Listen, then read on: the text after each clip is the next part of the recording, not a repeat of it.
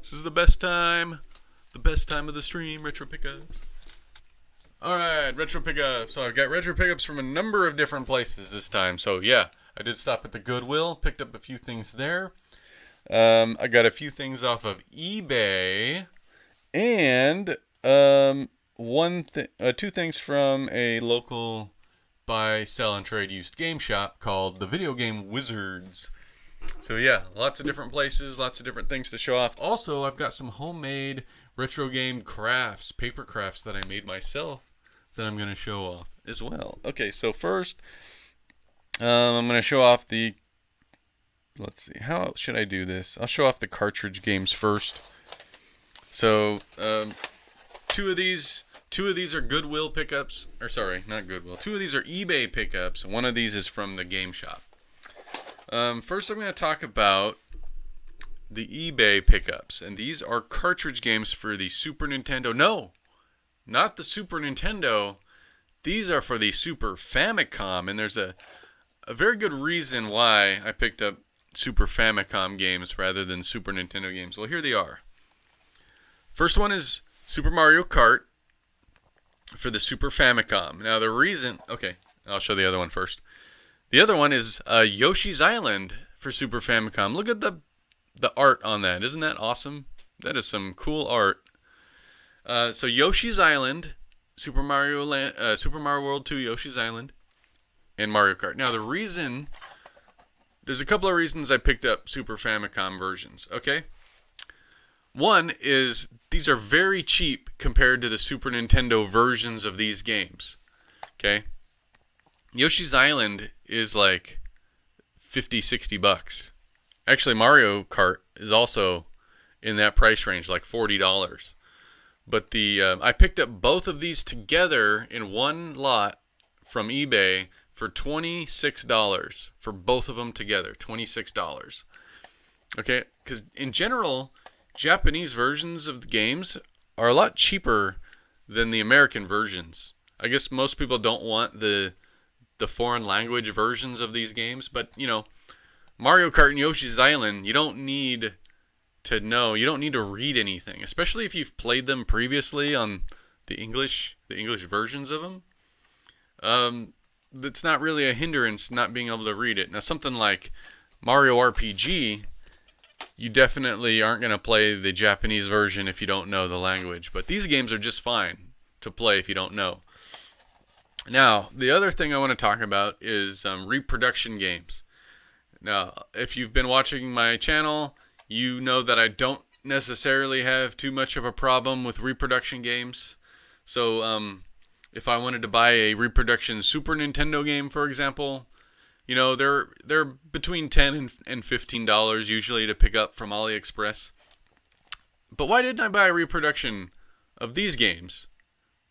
Why did I buy the Japanese version rather than just get a reproduction in English? The reason is, these two games, as well as a few others, they use a special chip.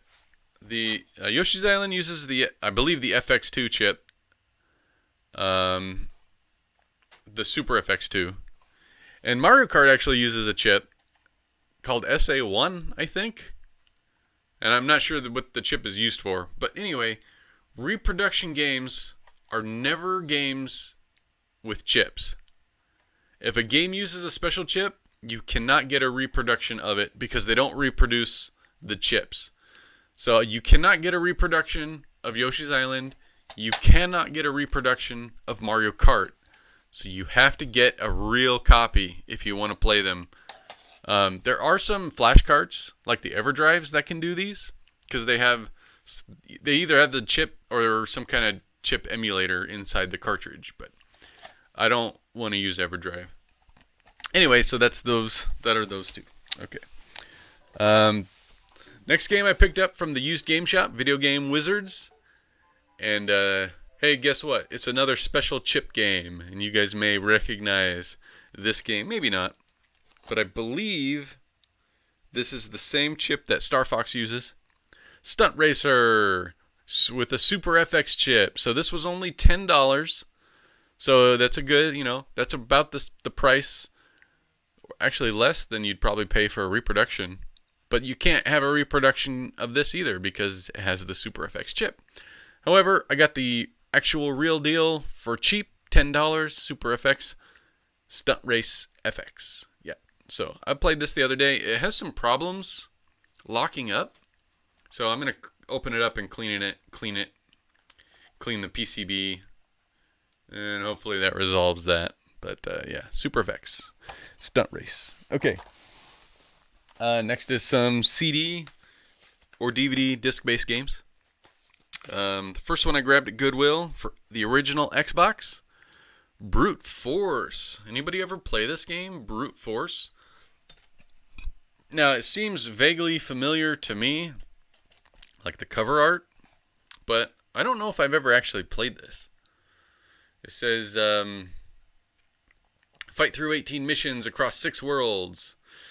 Play co-op with up to 4 players via split screen or system link, or battle against 7 other friends. I'm not sure what kind of game this is, but it looks like maybe a third-person shooter of some kind. Yeah, I'll try this one.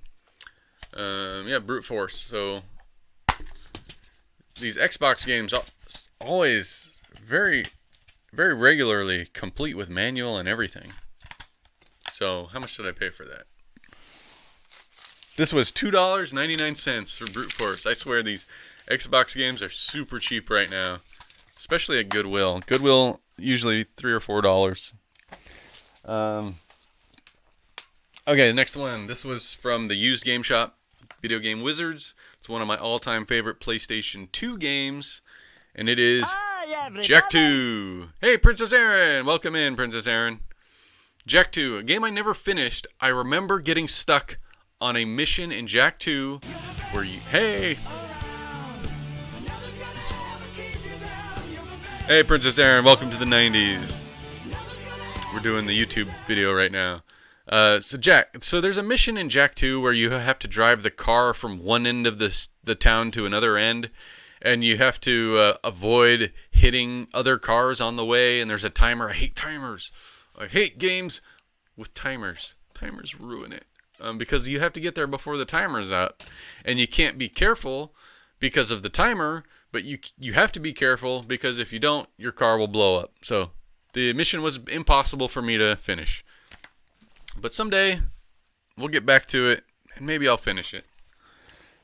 This one was $8 at the game shop. When my camera switches to the game room, you'll see Jak 2 playing on the TV on the left side of the screen. Okay, this is another Goodwill pickup on a disc. This is a Windows 98 game. I picked this up for $2.99. It's not anything special, but I kind of liked the cover art, and it kind of looked kind of fun. Anyway, here it is. Pong. Yeah, Pong. For Windows 98, so I wanted to add that to my Windows 98 software library. Looked okay. Looks like, a budget game. Doesn't look like shovelware. I mean, actually, the disc art looks pretty cool. I really like the way that looks. But, Pong. It's Pong. It's like a classic reimagined game from 1999. Pong. Okay, that's all the pickups. Those are all my retro pickups. So I want to show off some arts and crafts. Retro related. So you guys know, like I just talked about reproductions. So part of that is burning your own CDs. Like for the Dreamcast, I have my own games that I've burned. But, I want to store the CDRs. I want to have a way of storing the CDRs, not just sticking them on a spindle, and not just having them in a pile somewhere. So I was thinking, what's a cheap, easy way to store CDRs? And I've shown this kind of before with my PC games that I've created CDRs of. But this is Dreamcast. So I burned about, 15 or so Dreamcast games, and I created my own CD envelopes with artwork, the game artwork printed on the CD envelope. So here's what I got. I basically printed these out, glued them together, and then laminated the envelopes. So here's what they turned out. Here's how they turned out. So there's Gauntlet. It's got the CD cover art from the actual game, and it's got the back art too, and the CD fits snugly on the inside. There it is, my CDR for Gauntlet Legends. Just goes right in and is stored. Come on. Where's the opening at? There we go. It just stores right in there. Okay, so that's Gauntlet. I got Fur Fighters. I got Worms World Party. I could only find the European cover art for this. Okay, Soul Reaver. There's the CD. You know, I laminated them, so they're nice and shiny. Toy Commander for Dreamcast. Cannon Spike for Dreamcast. This one got a wrinkle in the lamination right there. Most of these turned out fine. A couple of them got wrinkles. I got a real cheap laminator from Amazon. Wacky Races. Dynamite Cop on the Dreamcast. Dead or Alive 2. Gotta have that game. Ready to Rumble Boxing. Round 2. Zombie Revenge. Oops. Sega Rally. Vigilante 8. Second Offense. I do have the PlayStation version of this, but the Dreamcast version is so much better. So I grabbed the Dreamcast. Daytona USA.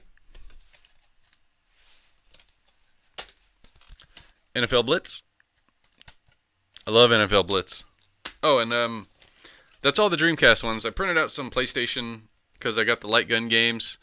I got some light guns from Matt's Game Room, so I'm getting some CDRs ready for some PlayStation games. I don't have the CDRs burned yet, but these are some light gun games for PlayStation.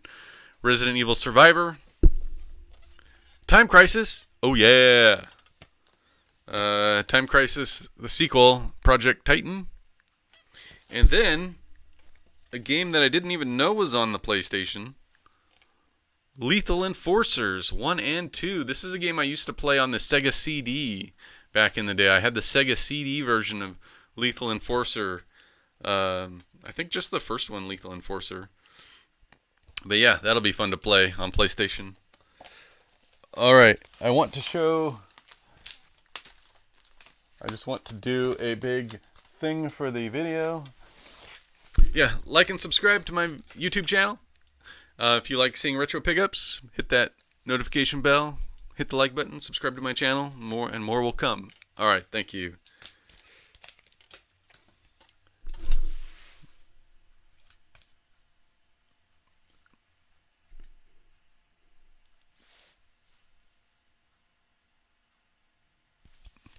I'm going to use that as the screenshot. Oh, one more thing, retro pickup.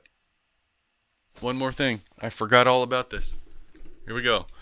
I picked this up at Goodwill. You ready for this? This is like the main event. Forgot all about this guy. Teddy Ruxpin. I got a Teddy Ruxpin. This was $7 at the Goodwill. I don't know if it works. I need to put some batteries in it. The mouth is a little... I think the mouth might be broken on it. It's hard to tell. Yeah, Teddy Ruxpin. It's even got a cassette in it. The cassette says... I don't think this is even a Teddy Ruxpin cassette.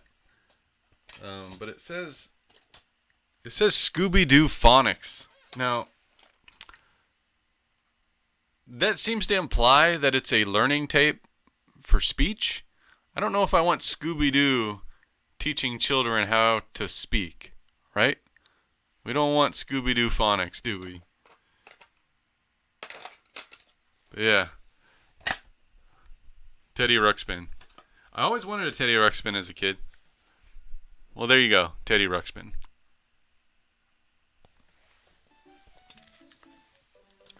Teddy Ruxpin, put your clothes back on. We need to be safe for work. Teddy Ruxpin. You want to hear Teddy Ruxpin talk like Scooby-Doo? Well, I'll have to find some batteries and see if the guy works. I don't know if he does. But yeah, I also want to